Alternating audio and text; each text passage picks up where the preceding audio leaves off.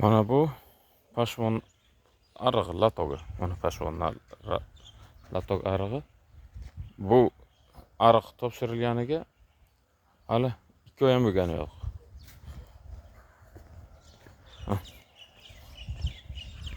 Aholini fermer xo'jaligi suv ichish uchun mana shunaqa qilib suv ichadi. Shunchalik O'zbekistonga suv dehqonchilik ko'p ekanki, suvni ochish darajasini qaranglar. 2 kun, 3 kun nazoratsiz qolib ketadi mana shu suv urib. Mana. Atrof. Shofirkon prokuraturasi, Shofirkon suv xo'jaligi, Respublika suv xo'jaligi, Respublika prokuraturasi hammasini og'ziga urgan bular. Qo'yganman deydi. Men xohlaganimcha suv olib suv ichaman deydi fermer xo'jalik. Mana. Latong to'lib oqishini qaranglar.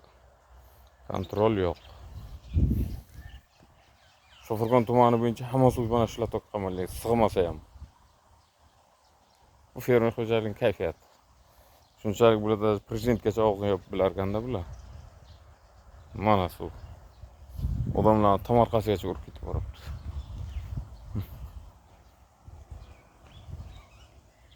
Suvni sig'masligi bu. Yaqinda topshirildi bu latok. Bundan oldin ham shunday edi. Keyin dakansa ko'rsataman shuga she'rni.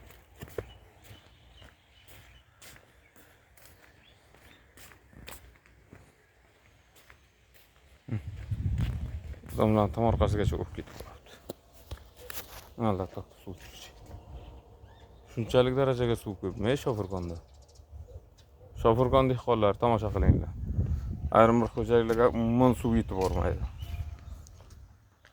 Ayrim bir aholiga, ayrim bir tomorqa xo'jaliklariga umuman suv yetib bormaydi. Shofirkonni ahli tomosha qilinglar. Mana bunaqa qilib suv ichadilar. Shofirkonga shunchalik suv ko'p, hammasi pashmoq qishlog'iga ochilgan. Bu ayniqsa Shofirkonni aholisini suv icholmay qismiga taalluqli bu.